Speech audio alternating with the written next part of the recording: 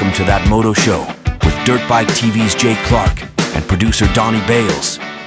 Number 17. That's hard to believe. It's been 17 episodes. I say that every time. Yeah. Right? 17 episodes. Who's number 17? Well, right now, Savatgy, which looks cool in the Triumph. Yeah. We got some other 17s over the years, racers for pro. Well, the phenom rider of all phenoms, remember the biggest guy that said was going to be... Couldn't miss. He was going to do it.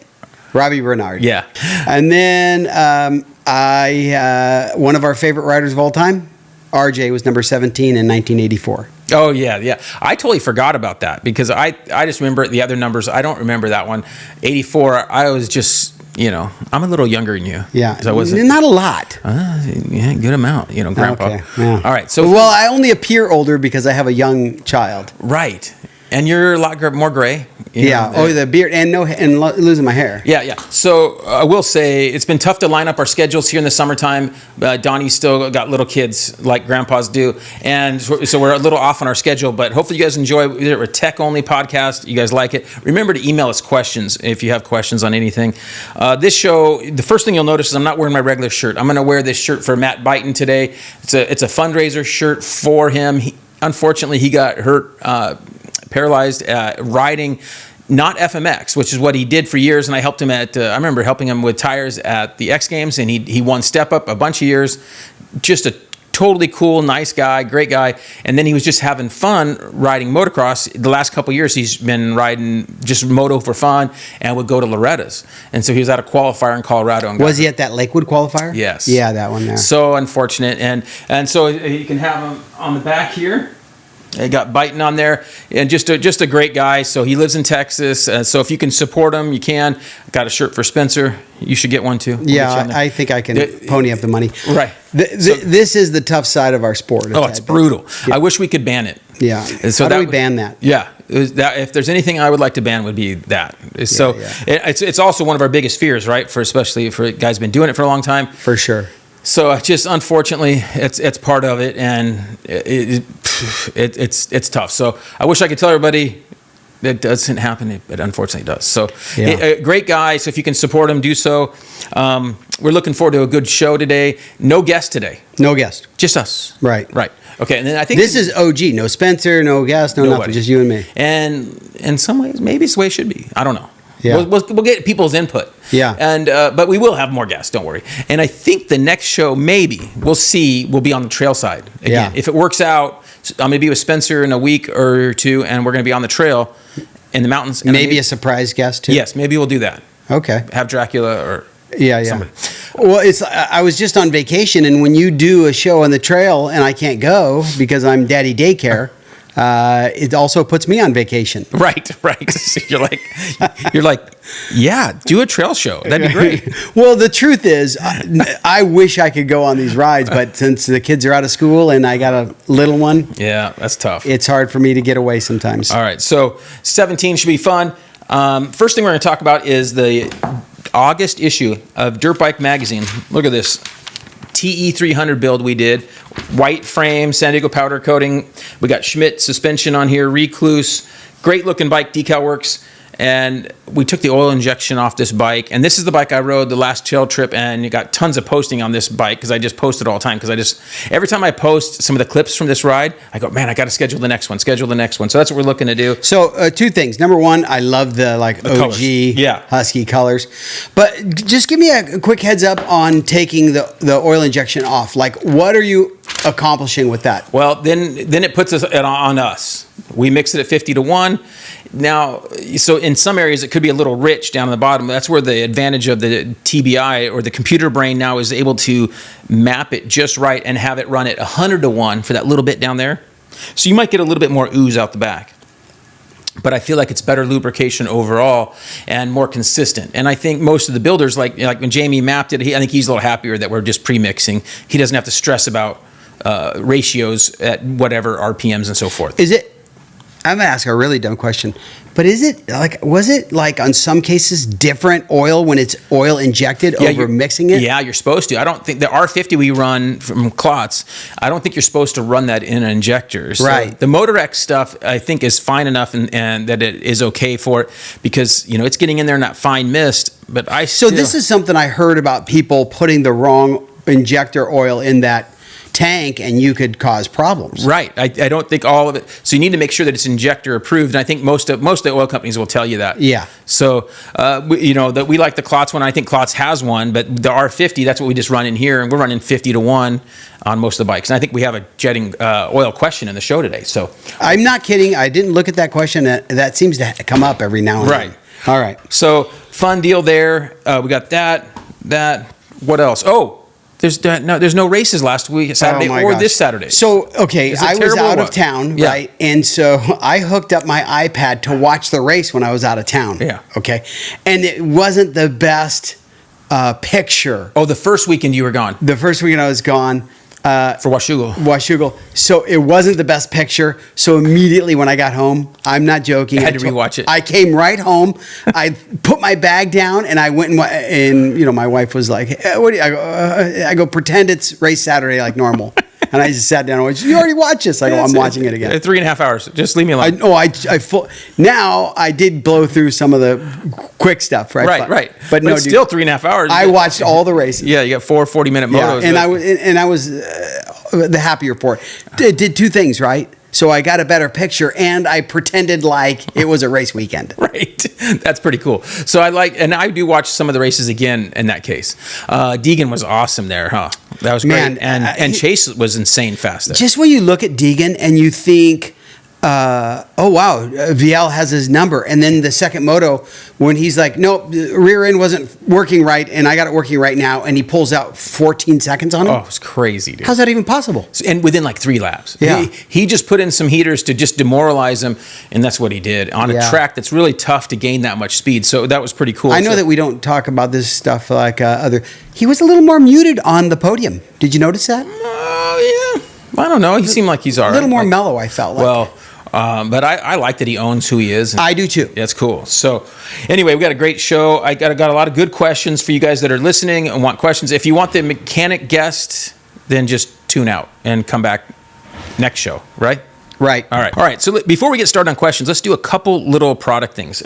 How cool is this little motorcycle looking, Don? Okay, so I want one of those things. So I just got it. We're going to do some reviews and talk about it, but I hadn't even turned it on or charged it up I can't believe how heavy it is. Yeah, it's legit. Like, I thought it was just a, little fragile toy, but this is legit. They are pretty expensive, but we have a link through Rocky Mountain where you can buy those if somebody's interested in those.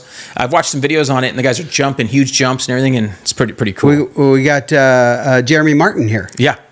All right. Well, this is more than he's rode all year, unfortunately. Yeah. I wish his back looks pretty good. He had problems with his back. I wish he was riding, though. I was always a fan. I'm a fan of short dudes. Yeah. Okay. Yeah. Racing. Short dudes racing, anyway. Right. And then I got one of these, and I did a video on my Instagram doing a tire change, and I used this to beat it up. Did you see that? Were you busy on your trips? I was busy. Dang it. Okay. And I might be a little honest. I don't watch every tire change one. Yeah. Are you kind of over it? Like, I've seen a couple. After the 100th one, you're like, I've seen a couple. Okay. I've seen them in person. So, right. So these things work really cool. So this is on Amazon. This is called AstroAI. I can't even say the name. But yeah. Cool little deal. It worked great. Dude, I absolutely love this kind of stuff. You charge it that's up. coming out, and it's light. like, you could carry this in your pack if you wanted to. Is it also a battery charger so you could charge your phone with it? Because some of them do that too. I don't think this one does that. If it has a USB-C on it, it will. It does. Yeah, it'll charge it. Whoa, we got to check. Oh, you're right. It's right here, dude. Yeah. So you could charge it up with this. You'd go both ways. It'll go in and out. No way. Okay, so I'm going to have to try that. Yeah. That's rad. Okay. I bet you it will. Okay, so we'll try that. So it's pretty cool. You just set pressure. So those are kind of cool things to have. I recommend having one. And now they're gotten cheap enough where you could have one in your car, or your truck that you take to the track. Right. Boom, hit your. They're almost disposable, huh? Right. Well, and this is going to last for a few years, no matter what. But I'm just saying, like 5 years ago, okay, time for a new one. If it's not keeping its charge or whatever. But right. But a good little deal. We already used it to beat it up the tire, no problem. So that was kind of cool.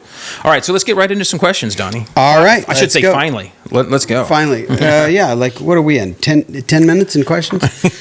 All right, Anthony M. I have a 24 350S XF that has air forks. My question is, the 24 XCF does come with spring fork? Yeah. So I think he saw one of our posts about the 350 XCF, and I talked about how it was like the perfect bike because it comes with spring forks. And it's basically, I always say this, that's the magic bike. If you can only have one bike, which most people do, right? Right. You can moto it, trail ride, desert, tight trails. It's perfect. I feel like it's good everywhere. Yes, there's some little things you can do. Change the gearing, mapping if you want to get crazy. But stock, it is pretty dang good the way it is, and it's awesome. So this is one thing where I think he's kind of bummed, from what I could tell, that his bike has air forks and the XCF has spring forks. That's why you got to do your homework when you buy something, right? I actually like my XCF better at Glen Helen than my SXF. Yeah, the way it's set up. For real, no joke. It's like way good. Right. Well, I'm going to sell one of my 350 SXFs. SXF. I think I'm going to sell one of those here soon. A red one? Or the white one. One of the two. Oh, the white one. Yeah, either one. All right. Samuel G. I have a 23 KX 112 and was wondering what the ratio do I use for mixing gas. I do street riding and a little bit of nearby small trails. Is he a 12 o'clock boy? I don't know. We'll see. It says street riding. Yeah. All right. We don't condone that, but I do. I guess we do condone it, right? Yeah. We don't. We shouldn't. It's not a good look for dirt bikes to be on the road. It's not. Okay, but guy's got some mad skills on the wheelies, though. Yeah. Okay, but let's start at the beginning. 32 to 1. Everything 125, 150 size, 2-stroke, 125 under is 32 to 1. 40 to 1 for all 250cc bikes and up for motocross. Okay. Now, if you're going to trail ride, you can get away with 50 to 1. Okay, on 250, 300s, bigger ones, 50 to 1, no problem, with a good oil like our Klotz R50 we use. So that should help you out. That's a good rule of thumb. Also, another big question I get and problem I get is a lot of guys ask is they have the big oil drip coming down the silencer, and so they want to lean out and go to 50 to 1, 60 to 1, 80 to 1 for their kids 85. Now, what's going to happen in that case is you're not going to get enough lubrication to the lower end. You're going to blow up your bike way sooner because you're not getting enough oil. So the issue with the oil is not because of the ratio. So keep that thing back at the 32 to 1, and you can play with jetting to back it off because chances are Junior's not going fast enough, and he's lugging it around, and that's where more of the problem is. So you can lean it out a little bit to help with that. That's where you need to go, not with your oil mix. Oh, there you go. All right. Okay, AG. Can you let a 4-stroke bike idle with the petcock turned off until the bike shuts off to eliminate gas sitting in the carb? Also, do these bikes typically have a simple drain bolt that I can easily access to ensure no gas is left in the carb? Yes, they do. Yes, you can. You can just leave it off and let it idle for a little bit. It will take a while. So I suggest that you lean the bike over, while it's running, you lean it over a little bit, help it run out the overflow hoses.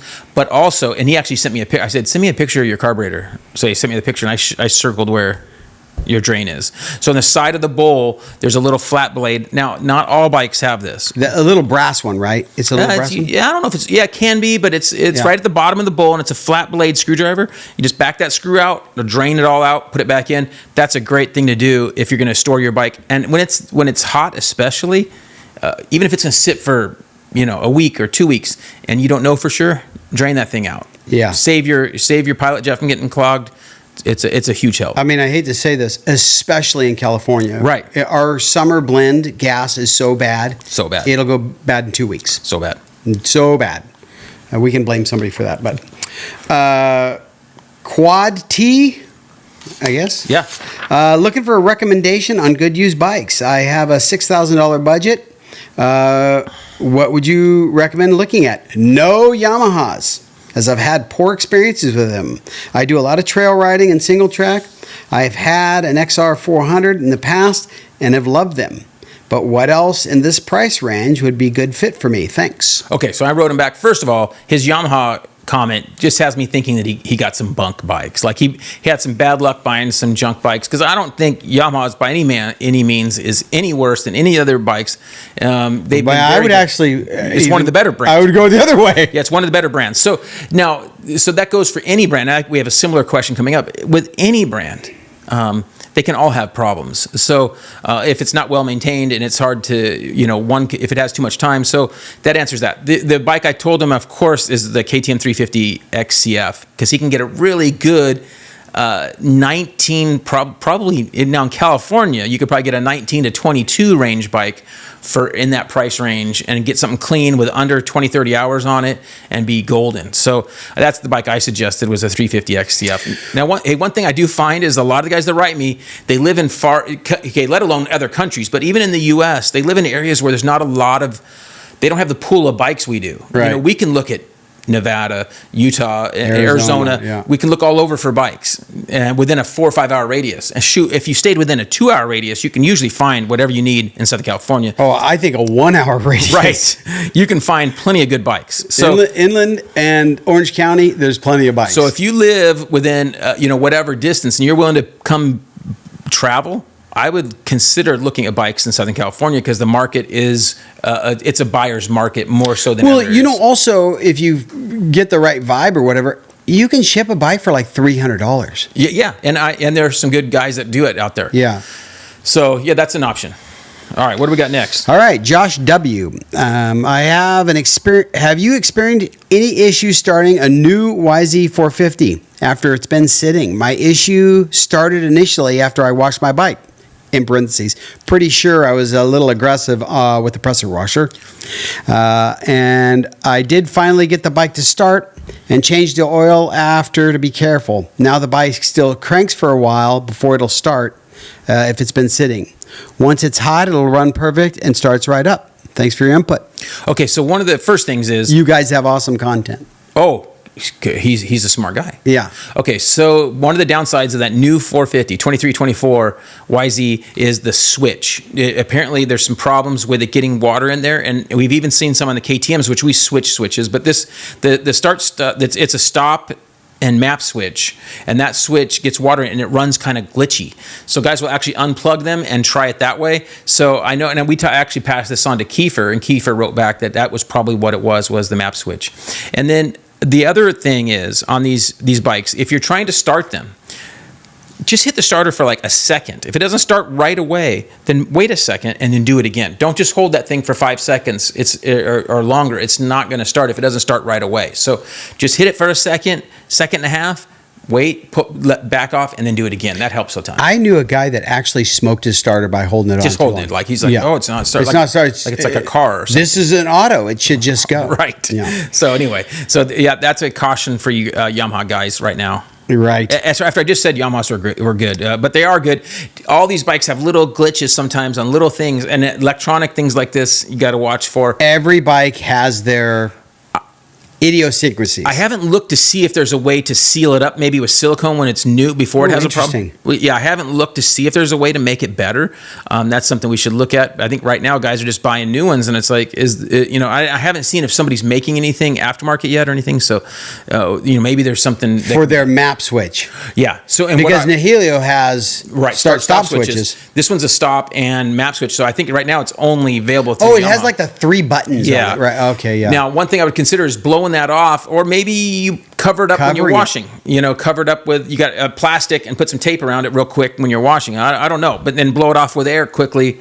So listen, these problems we didn't have 20 years ago. Right. All these electronics we have, no matter what you think, you have to do more to take care of them. And when we wash bikes, we have good videos showing that. If you guys want to see how we wash bikes, we lay the bike down on both sides, then stand it up. And then when we get in the garage, that's where the real work happens, in the sense of we're looking for any places we missed. We're blowing off the entire bike. We pull the seat off, and we'll blow all the electronics off and shooting up under the tank. Ideally, you take the tank off if you're really, really dedicated. But we're shooting air everywhere and just really getting every contact that we can reach, because you want to get all that electrics cleaned off. Yeah, for sure. Manuel G. Where are you located? I'm interested in FMF fatty pipe repair. It has a few dents. Are you doing pipe repair? I don't. Oh. No. Okay. But I do post some of Robbie's pipe repair. So he's up in NorCal. Robbie's Pipe Repair is who to hit up. He does a good job. I don't know a whole lot of other guys in Southern California anyway. There's a guy in Colorado that does a good job, but I don't have a ton of guys that are doing it. The shipping is very difficult to make it work. So guy's got to really do a good job at a good price to make it worth it. Yeah. I watch his videos just because there's something mesmerizing about cool. It is cool. When he does the time lapse and the pipe moves as he's heating it up, it's pretty cool. It's rad. All right. Daniel S. Hello, Jay. I need of help. My son has a 23 CRF 250R, and the drain bolt, this is terrible, is stripped out. I want to do a time suite. Sure. Well, I know, but it actually says time suite. Hey, well, let's let him off the hook, dude. It might not be him. Okay. It could just be autocorrect. Autocorrect. All right. I'm sure the cert is not in there. To ensure what size I'm not sure what size to buy. Is this how you would fix it? Thanks in advance. P.S. I took it to the shop he bought it from, and they had 2 more with the same problem. Yeah, and I've heard of a couple others as well, unfortunately. What's the issue? Well, the issue is the drain bolt is not a conventional looking drain bolt. You're going to laugh. That bolt is like an ATV Allen head. Oh, I've seen them. And it's only about 3 threads in there. It's very shallow. It's like a cap, like a timing cover cap. Yeah. That's the drain bolt is that small, and it has an O-ring on it. And the 450 one's really big. Like a bigger ATV. It's really good size. The 251 is more like a timing cover, and it's small. And I'm gonna say it's like 10 millimeter or something or so. Maybe Allen. Yeah, no, the threads, and then the Allen's like an 8 or 9 or 8. No, but you said when you said 10, I'm like it's an Allen wrench. It's an Allen bolt. So this thing. First of all, I don't see any real fix without splitting the cases. So, and everybody I've talked to is that's the solution is you have to split the cases, and you either buy a new case, which is the easiest thing, or you're going to get that thing welded up with a plug in it and drill a hole, because a time cert has nothing to grab to in that case. There's not enough threads. By the time you drilled it and countersunk it, if you try to get a time cert in there, it would be too tall and high in there. What do you think it would cost for a case, and for have a mechanic split the case and put it back together? So that's a fifth. So the case is probably $500, $400 to $500 to buy the one case. $1,200 for labor. And then you have to. I would say if you find a good mechanic, guys would do it for anywhere from $400 to $800. Because you have to transfer the bearings and so forth. So so this is a $1,500 boo-boo. So this is another reason to be really careful, not over tighten things. Also, get them always started by hand when you do drain bolts. I always preach that. And have a little bit of grease on the threads. I mean, it's sad. It sounds like this is a kid. And we make mistakes. I mean, I've stripped stuff, and it happens. Unfortunately, that's how you learn, and it's an expensive learning. I used to strip out the Honda fork guards all the time. Yeah, it's very common. Whenever I get used bikes in there, it's so common. And one other thing that Honda did on those was crazy is the disc guard had 2 Allen bolts, right? The disc guard Allen bolts are slightly longer than the fork guard ones. So if guys got them mixed up, and you run it in there, they'd put the longer one on the fork guard, and it tears it right out. And they'd run it in, it would bottom out, and they'd tighten it, and then it would pull the threads out. Yeah. So that's a common one. So they'd get them mixed up when they had their forks off. Wow. All right. Keenan O. What's up, Jay? Thanks for all the content you make. I was wondering if you had any loops in Utah or northern Arizona that you would share. I got Onyx through your code. Cool. And I wanted to put a trip together.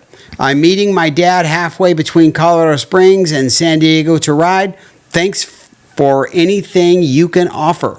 Okay, so we've posted before about dirtbikeutah.net. That's a great source for info. That's just a guy, right? Yeah, great guy. His name's Dave. I didn't mean it like a bad guy. I mean, and he also has Thumper Jockey Lights is his other little side hustle. He has a regular job, and then he has these Thumper Jockey Lights, which we just put a set on. I'll run a picture. Spencer puts them on the Sierra 450 RX. He put lights on it. Just rigged them up on the bar, so they have these little lights, so you don't have to run helmet lights the whole time. Because up in Utah, it's really hot in the summer. Yeah. And if you want to get some riding in the mountains, it's going at night is good, or early in the morning. So it's nice having those lights. Anyway, he has this cool website that has those places. Now, one thing that I get a lot of guys that don't realize, and they come from different parts of the country, is Utah's great, but there's seasons for everything, right? So if you're going to come in the summertime, you got to go to mountains. So there's nothing in between where he was talking about that's going to be in the summertime is going to be remotely. He's going to be straight desert. Rideable. Yeah. So you have to go to mountains, and by Moab. That Ride Moab Industries, they have some rides out of there that are mountains you could get to in the summertime. Still going to be highs in the daytime, of 85, but not 100 plus like most desert places. So you have to be careful of where you're going and what time of year for the mountain stuff. Usually it's the middle to the end of June before you can get out on the trails. And you can ride them until you're dodging hunting season in October and stuff. So you got hunting season in there, and then the desert stuff you can pretty much ride not year round, but a lot of guys do. But I would say from October's optimal all the way through May kind of range is usually really good for the more desert stuff like Green River, Moab area where I took you. Yeah, that's the best time. I think we went in October last year. Yeah, we went in October. How good was that? That was pretty fun. All right. That was an okay ride. That's all I have to say. All right. Devin F. Hello. I recently started watching your videos, and I see you run a lot of Dunlop tires. Weird. That is crazy. I'm on the East Coast, and I do a lot of hard enduro riding and single track. I currently have a Dunlop EN91EX on the rear, and I'd like a Dunlop front. The size I'm looking for is 80-121. I'm not sure what would be better tire, the AT81, MX33, MX34, or anything that would be good for rocks, mud, loose dirt, logs lying down. Okay, so without a doubt, the two that we come to mind would be MX34 or AT82, which is a brand new off-road tire, and I'd probably lean towards the new AT82. Great tire, that's what I recommended him, and I think it works great in those types of terrain, and I think the durability is really good. So I think if you're not happy with one of those, with one or the other, then I would just try the other one. If you try 34 first, then go to 82 the next time.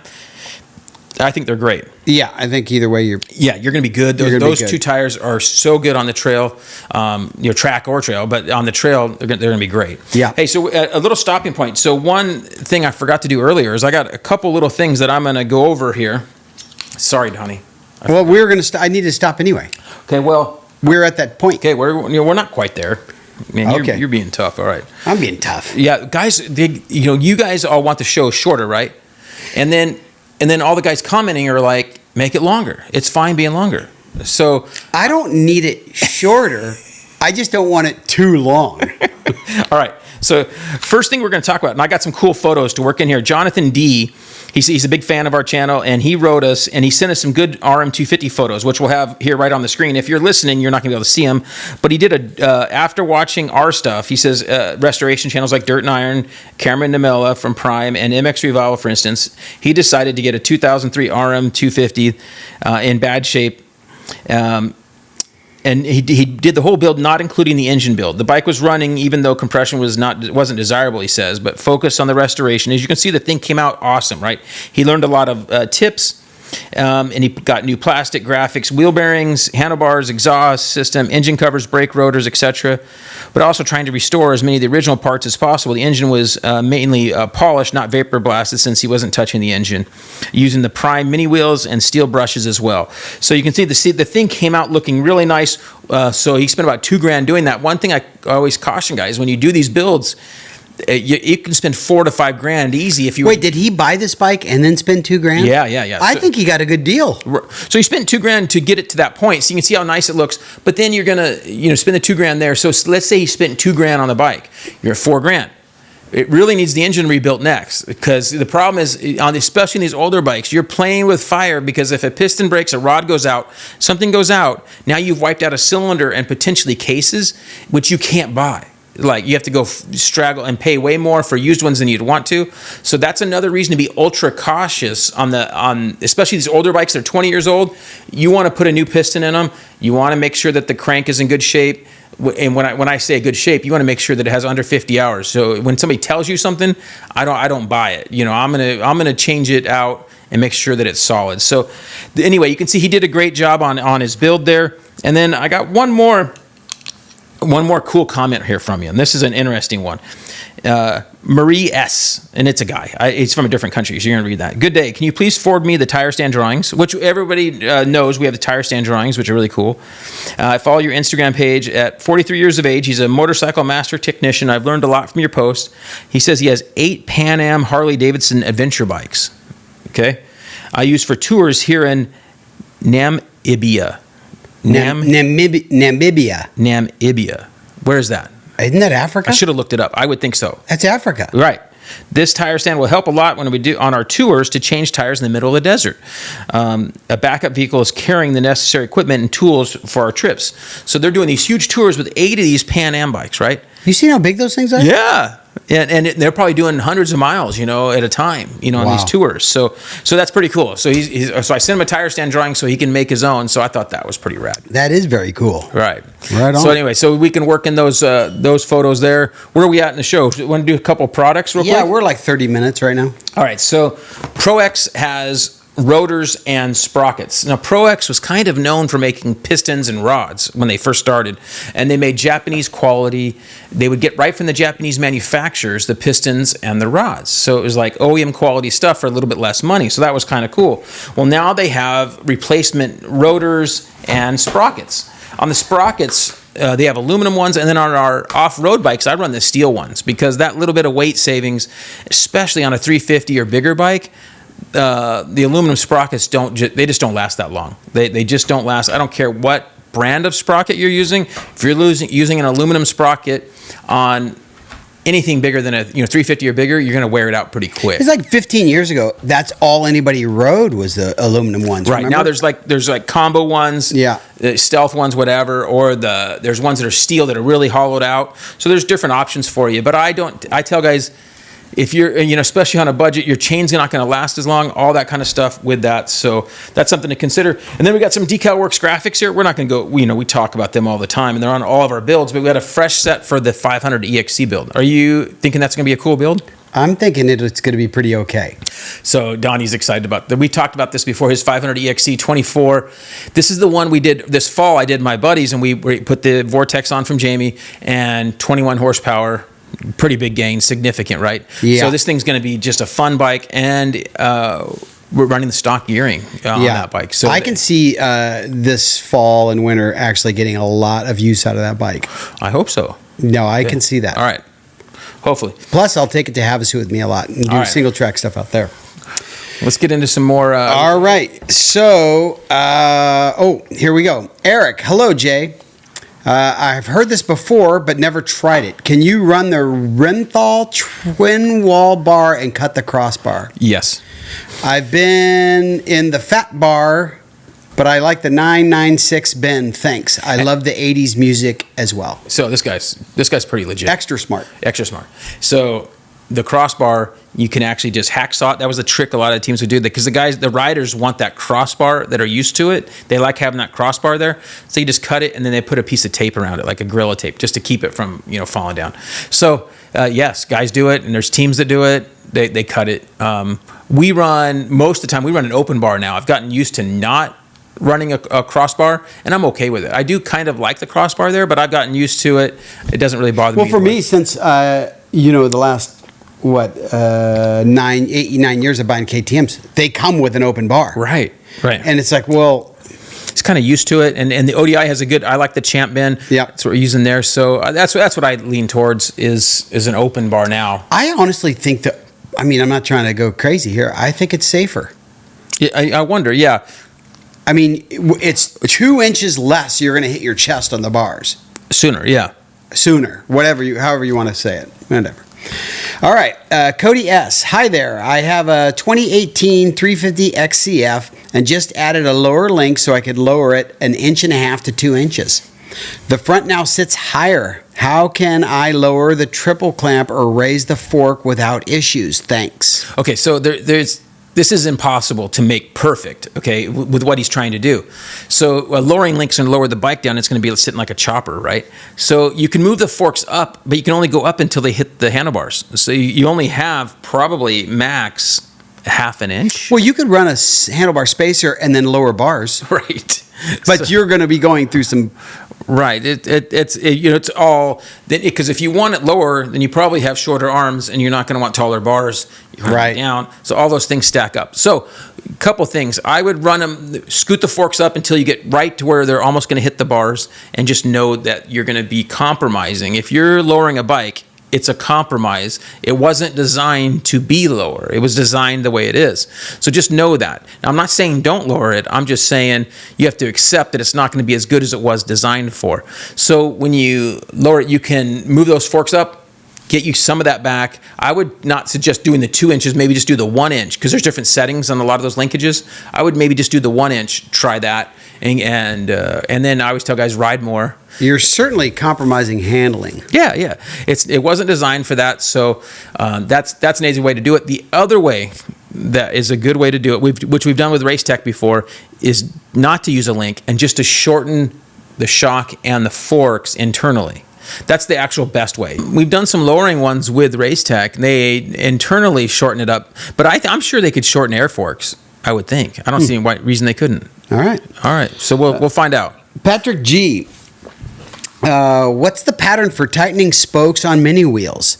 Every third spoke doesn't end up in the right spot on the smaller wheel. Just picked up a new Gas 85 for my son, and after the first pass, it was like they weren't tight. Keep up the good work, and thank you. Okay, so first of all, I won't worry about the too tight part. Because I don't know what's going on there. Yeah. But as far as lining up, so he's doing one lap around. What I do is I'm on a spoke, then I hold 2 spokes in my hand, and I go to the next one, which will be the third one away. So I'm holding 2, go to the next one past it.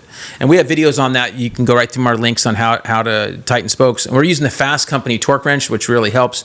So you're going to just skip there. Now, when you do a full lap, like I start at the valve stem or rim lock, you pay attention to which one you're starting at. When you do a full lap, if you end up on the same one that you started on, then you just simply go to the next one to start your next lap. You're going to do another lap, and you're going to end on the same one, then go to the third one. For your last lap, all you do is 3 laps, and you're done. All done. So it's not hard. And if you're not tightening spoke, that's why you should have a torque wrench. Yep. Because then you're going to get it right to that spot, and it should be all good. I see every factory mechanic use that torque wrench. Oh yeah, it's a must. Yeah, must. Quade T again.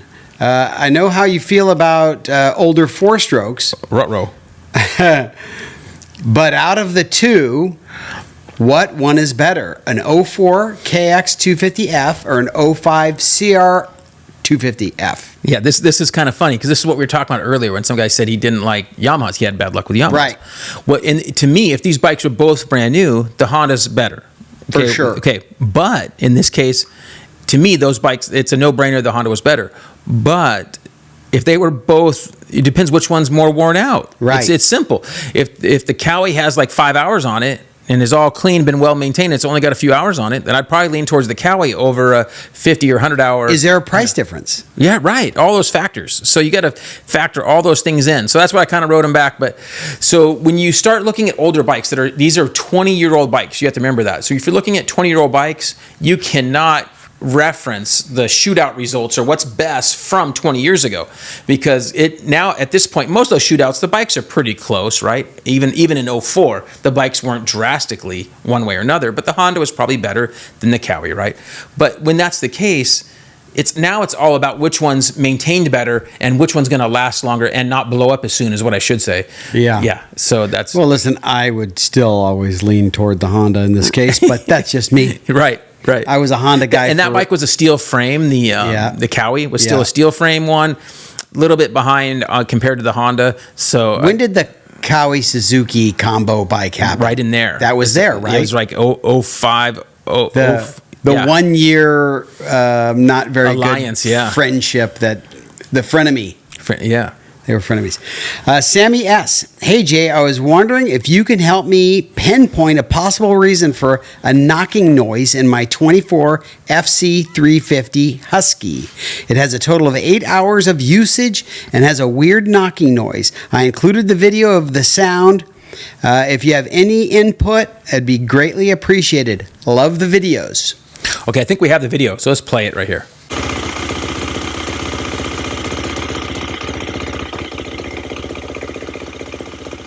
Okay, so one thing I'll tell you is we can't tell anything hardly by sound. Okay, that's when guys send us videos, and I send them to Brad, who helps me a ton on questions and stuff. We both are just like, it's so hard to tell on sound on it when it's recorded. When you're at the bike in person and can put your hand on the engine and feel where the vibrations are coming from and so forth. But when I first heard it, my first inclination is it's just a KTM. Especially early startup, they are loud. The cam chain doesn't get oil instantly, so that's why you don't rev them up right away. Just start it, let it idle for 3 to 4 seconds, 5 seconds, and then wait a little bit before you even give it a blip. So that initial little bit, it will be loud, and to me, it sounded normal to me for a KTM when you start it up. All right. Henning F. Hey, Jay, I'm having trouble with my Honda CRF 450R 2023 and is wondering if you could help.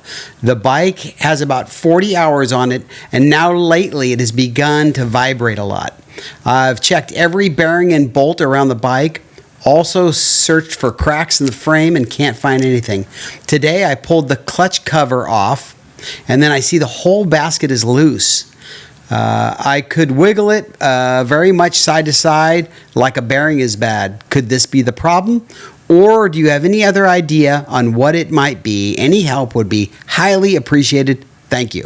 Okay, so this one's really interesting. It's kind of a surprise. What we came up with on this is that Donnie's celebrating. That we're done with questions over there on the other side. So what happens is a couple things. First of all, he showed me the clutch basket. He had a video, and the clutch basket didn't have nothing bolted up to it. It was just the basket, and it rocks. Well, that's what they do. So it was normal. Clutch basket was normal. So I hit up Brad. He goes, hey, those things, the crank has probably gotten out of true. So that's all it is. What you get these bikes nowadays, and the cranks don't stay true as much as you think. And it's from when you're pinned on the gas, you land on the gas hard.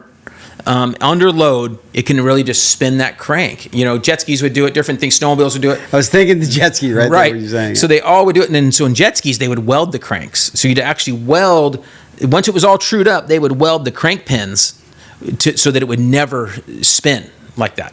So it happens on dirt bikes. So this guy, he sounded pretty savvy. He actually, once we asked Brad, sent him back, he rigged up an indicator at the end of his crankshaft. Turning over the engine, you could see the thing moving like 10 thousandths, Wow. on the end of the crankshaft. So it was way out of round, way out of whack. So he's gonna have to rebuild the engine and either rebuild the crankshaft or get a new crankshaft. And still, you're talking about $2,500, $2,000. Now he's probably gonna do the work himself. If you do the work, let's say you do the work yourself, between a crank, $1,200 in parts. Yeah, maybe $1,000 at least. Yeah. So $1,000, to rebuild it. So if you do the work yourself, and then you can add in. So, and it depends at that time. Then you go, should we do some valves at the same time because you're already there? Then that adds up. Valves are expensive, valves and springs. But then if you're like, hey, I'm here anyway, I should do it, and I do a piston at the same time. There's something to be said for what we were riding 20, 25 years ago that had less horsepower and torque on the motor. Yeah. Because it's still these parts like this, it's like, I don't ever remember a crank going out of true like they do now. Right. Did we talk about that RMX behind you? No. We didn't, did we? No. Well, I can't believe, how did we forget that? Because I think we did a false start at the beginning. Yeah, we had a false start. False start. I'm going to blame you. But so that RMX is a prime example of a 32-year-old bike. It's a 93. So it's a 32-year-old bike. And that thing, it's crazy that it feels, when you start it up, minimal vibration, feels like a new bike. You can see the thing, it sat a lot of years. So I got this from my buddy Daryl, and he bought it, and supposedly the story is that it was in a police impound area for 25 years. Sat there and in a corner, and then a guy bought it not too far from here, and then somehow they ended up with it. I'm sure the guy bought it for a good deal. And then this guy that's had it the last 2 years let it sit in the side of his house, obviously not with a tarp over the front fender and front headlight mask. So that was unfortunate. But other than that, it's really clean. You see the frame's clean. It's not worn through the paint or anything. So surprisingly, it's really good. I think what we're going to do is just... I remember these having a lot of torque. It feels great. And he's got the heavy Steely, makes those heavy flywheels. And so it has the heavy flywheel on the left side. And you can see with these pictures, we got a few pictures here, and I got a video of us riding this thing. I wrote it this morning. So I just got this yesterday. And one of the things we're going to do, I talked to Schmidt, we're going to pull the suspension off because I don't think the suspension's ever been off. And so I'm worried that the oil is not only bad, but probably really low and dried out. And so we need to get that oil out of there. And that's the main thing. And so we're probably going to put springs on at the same time. Didn't these used to come with those handles on the axles so you could pull them out? The rear one has one on the other side. It has some weird looking... I think it broke off the front. Oh, did it? I think so. And the bike has a couple of Zert fittings for you can oil the swing arm and one of the linkages. But you can't get all the lower linkages, the one you need to oil grease. So you can grease all those up, which is really cool. So this is gonna be a fun bike. I got it for $1,500, so I got a decent deal. And you can see the rims are new. See, the rims aren't scratched. Brand new. Yeah, so we can tell it hasn't been abused. So we're looking forward to that. It's got the FMF pipe. There's no scratches in the swing arm. No. And we'll have more scratches in the swing arm in no time if we take it out. So the goal is to take this on our next trip if we can pull it off. I want to get the suspension rebuilt. I changed the gear oil today, and then I did those runs, which you can see. I got some video of. You can watch those runs, which is pretty cool. And fun bike, huh? the fact that it has like the opaque disc guard and stuff on is crazy. Right. All right. So we're ready for our CD. Yeah. Okay. I didn't double check to see if we've done this one, but I don't think we have. I don't think we have either. Okay. So Motley Crue. This is the first album. Who cares if you double up? It's Motley Crue. 1981. Yeah. Okay, this is Too Fast for Love. Now, one thing I'll say is to get myself in the mood, when I was working on that bike today, before I came over here, I already had this CD loaded, so I just listened to it on Spotify. When I got to the end, I'm like, what's this song? They had some bonus songs. They added songs. Added songs? Like, totally cool. Like, 2 songs were really cool. New, like, I don't know if they were recorded in, they added them in later, but they were from those sessions that they never used. I don't know what the deal is. I need to learn about this, but it was just today. 2 really cool songs, and then they had Too Fast for Love with a different intro, like 20 or 30 seconds of a different intro. It's totally cool. So you have to listen to that. Hey, there's another bonus. I've seen Vince Neil ride dirt bikes. Oh, yeah. Dirt bike guys. And you know, they're dirt bike guys. Mickey Diamond hung out with them back in the day. That's right. Yeah, he had a house the rich area up there in LA, and they would ride around their house and stuff. Right. So this album's awesome. Livewire, Come On and Dance, Public Enemy #1, Merry-Go-Round, Take Me to the Top, Piece of Your Action. I don't know what that's about.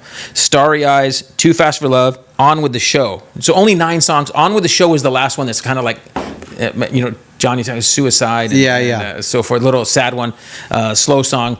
And then, like I said, on the Spotify version, there's like 2 more songs plus the Too Fast for Love, different one.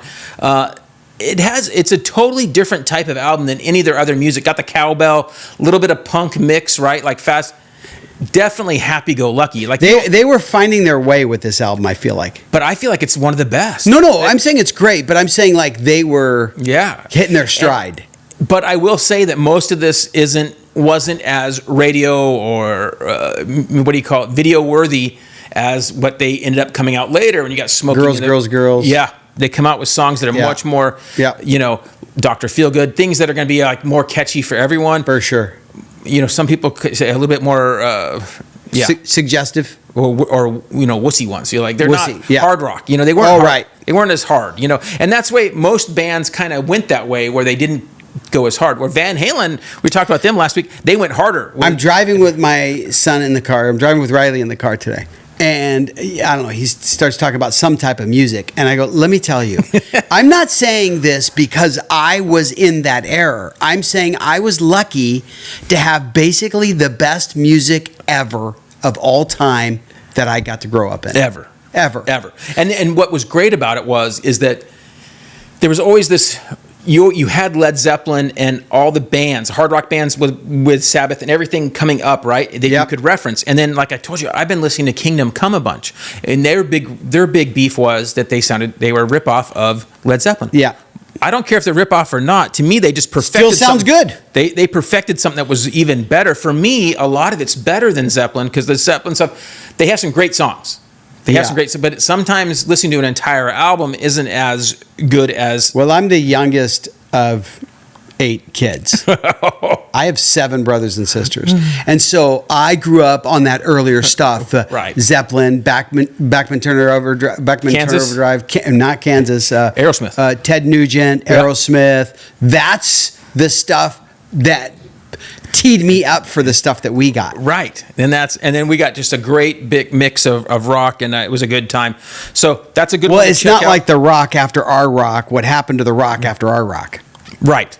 No. Okay, well, that didn't happen before us. No. It happened after us. After. Right. So this music, happy-go-lucky. You don't want to go, whatever. So that's what's good about this kind of stuff. So check it out on Spotify. You get those bonus songs you can check out. All right. What's our? You got a last question for us? So obviously I've been out for a couple of weeks, and I was kind of a little bit jealous watching you ride around. I rode a lot while you were gone. I went to Glen Helen like 5 or 6 times. Okay, and you rode that new Triumph. I was pretty impressed with it. So what was that thing like? It was surprisingly pretty good. I was like, for a first year bike, you kind of expect it to feel kind of quirky and weird, like it's not going to be. But because they came in, and I think they didn't pull any punches about that, like, hey, yeah, we looked at the Yamaha this, we looked at the KTM. It looks a lot like a Yamaha. Yamaha frame, looks like a lot of KTM looking engine, some Honda stuff mixed in there. The KTM wheels, I think, bolt right up. Wheels and rotors, because it's got Brimbos on it. So the wheels, from what I understand, all bolt up. So the brakes and clutch all feel great straight away, because I'm used to riding KTM bikes, right? So they feel great. So many of those things are really good. I was surprised that I feel like I was going as good, which isn't very good, but as good or as You're fast. going your top speed. Right. How did the ergos and everything feel on the bike? It just felt right at home. Yeah. So I felt like I could hop on it just as I kind of feel comfortable on all the bikes pretty much anymore. I can hop on any of them and feel pretty good. And this one was similar to that I felt, it felt right in there. I think that guys are going to pick this bike in the shootout, in a 250 shootout.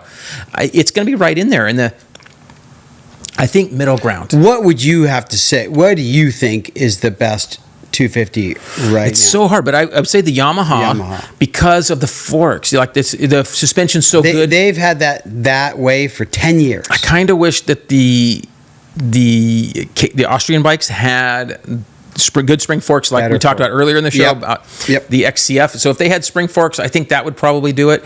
And the frame on the new bike, on this Triumph, man, or chassis, and I can't tell you exact changes, right? I'm not going to tell you if I changed hangers or whatever, I can make any difference. But I can tell you through flat turns at Glen Helen, where it's like 4 or 5 turns, where my Yamaha, when I go through there, it wants to stand up. Okay, with the Triumph, I was able just to stay nice and tractable, and I think some of that has to do with the fact that the bike isn't really fast. It's not one of the fastest ones, okay, but it's good tractable power that stays connected to the rear wheel. So you really feel it's like in the mix? Yeah, I would think it's right in there. That's impressive. I don't think it's going to be the last place bike in any shootout. Honestly, look, listen, I know they're factory bikes, but Savatgy and Jalik, they look good on that bike. Yeah, it's legit. So I was surprised. I assumed that with the race team that it wouldn't, maybe the production bike wouldn't be as close, right? But I was surprised at how good it is, and and I think I'm hearing that from most of the other guys that have ridden them when I talked to them. So I'm kind of surprised that it's that good. So they're doing their homework. The bike is assembled in Thailand. I think this is the first bike that's been the case. I've kind of heard that that's where the Ducati's going to be assembled as well. Yeah, I heard the same thing. Okay, so and I don't know that we've had a lot of stuff from Thailand, which I don't know how that relates to China and Taiwan. I don't know where that lines up, but from what I understand, they own the plants where they're made, and they have their people in there doing the all the inspections and so forth. So I don't know how good the quality is going to be long term. I don't know. Look, I think I've mentioned this before, but there's other big brands that they're not assembled there, but they're getting a lot of parts from, like Honda's getting parts, their frames from Indonesia and all these other places. Well, some of those bikes are being assembled in other areas now, right? Like some of the lower ones, and I think some of the lower cost bikes, and I think we're going to see some of the bikes even that we ride are going to come from other countries now too. I think the cost is because people still want the bike at this price, right? Yeah, they don't want to pay $5,000 more for a bike. So I think they know where the limit is. So I think that's part of the problem we're dealing with there. So we'll see if the quality stays up there. Like I said, so far it all looks good. One of the things I didn't like about the fasteners, all the bolts were Torx. The KTM, you have a Torx on the inside and 8mm on the outside. You got an option. No option here, bro. So all Torx. So I don't have a lot of Torx just laying around it. So that was kind of a drag. So I'm going to need. You're going to have Torx T-handles. I have to bump up the Torx program. Yeah. Boxo. I actually just ordered some from Boxo. So nice. Yeah. So I'm going to get some. We got to bump up the Torx program. Yeah, nice. All right, man. I see you got some dual sports. Well, yeah. So this is part of our build here. We ended up with. We have a couple headlights there from Moto-minded Baja Designs, right? Yep, and they come with the full dimmer system and all that on it. You can get it from Moto-minded or from Baja Designs. They have both. Duo-majikis, we call them back there. Duo-majikis. And all I know is that with these guys, Moto-minded, they print that piece that your fingers are touching. Yep. So it bolts right in. It's like kind of idiot-proof, and then it plugs. I call these plug and play, which is nice. Yeah. Well, I'd already mounted this one inside the shield.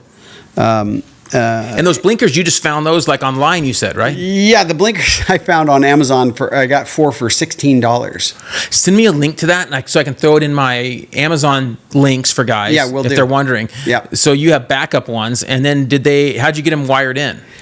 I just bought these little. They have on Amazon. You can buy the KTM adapter. Stop it. Yeah. Oh, Jude. So do you have to order 2 things, the adapters and the blinkers? Yeah, but the adapters are like $4. Send me the links to those, and we'll put them in our, because we have a spreadsheet now of the Amazon links. Yeah. And so we'll add that in there for guys that are looking for those. So yeah, that would be cool, because you don't want to have to wire anything or solder anything. You don't have to. You just plug them in, and it has a little like pigtail adapter. That's rad for the KTM. All right, so we're looking forward to that. That'll be on our 500 EXC build. So I think that's it, man. You got anything else? No, that's it. So, all right, so no races for a while, unfortunately, for nationals to watch. But I'm going to be. I do watch MXGPs, so I do tape. I watch just the highlights. For whatever reason, that CBS Sports that it's on, it doesn't look very good on my cable deal. Have you noticed that? Yeah, it's terrible looking. You hardly read the number plates, so it drives me crazy. Like today's day and age, how is that even possible? Yeah, it's so weird. It's not a good feed. It's coming from another country. Right, but you can watch F1 and it looks perfect. I know, I'm kidding. Right, or Moto GP or anything. Right. So some reason the quality looks terrible on that CBS Sports. I'm very excited though to get back. I mean, you touched on it. I was busy talking about Deegan, I think, but you touched on it. How good Chase has been. Like he looks so fast. So it'll be interesting to see when Jet comes back. If Jet's not 100% for SMX, where they're going to line up. How's that going to play out? And then we got a Tomac coming back, which is kind of cool. And Webb. 2 more weeks. Webb's coming back sooner than Tomac, from what I understand. He's going to come back the next race. In Unadilla. I saw Tomac mountain biking, so he's doing some stuff. All right, cool. So, so it's gonna be exciting. And Roxon's gonna race one or two of the. I'm confused though. For real quick here, he's gonna race a 450 and a 250. I don't know anything about the 250 thing. That just sounds like. Did you hear it? I think that was the guy that was just creating some junk. We'll see if it's real. No, he said it. I saw him say it. I need to see that. I saw him say it on Instagram. I was shocked. Yes, you have to send me that. So he actually put it on there? Yeah, he did. I don't follow him. Yeah. Oh, yeah. He doesn't follow me. Yeah. Oh, right. Right. Sorry. It's hard for me to even be on Instagram any more than I am. It's right. All right. So anyway, great show. Hopefully you guys enjoyed that. Remember to like, comment, subscribe, all that kind of cool stuff, and support our companies, which you'll be hearing right now. We'll see you next time. See ya. We work with some great companies, and here's a list of those right now. Dunlop Motorcycle Tires, Wiseco Piston, Vinco Air Shocks and Dirt Bike Parts, FMF Exhaust, Decal Works Graphics, Pro X Racing Parts, Recluse Clutch Revolution, Motion Pro Specialty Motorcycle Tools, Works Connection, Uni Filter, Klotz Oil, Cometic Gasket, MX Plastics, JE Pistons, Cardo Systems, ODI Bars and Grips. And remember, if you shop Rocky Mountain, use our link from our site, Linktree, or link in description of the videos. Thanks for watching and listening. Don't forget to like, comment, and subscribe.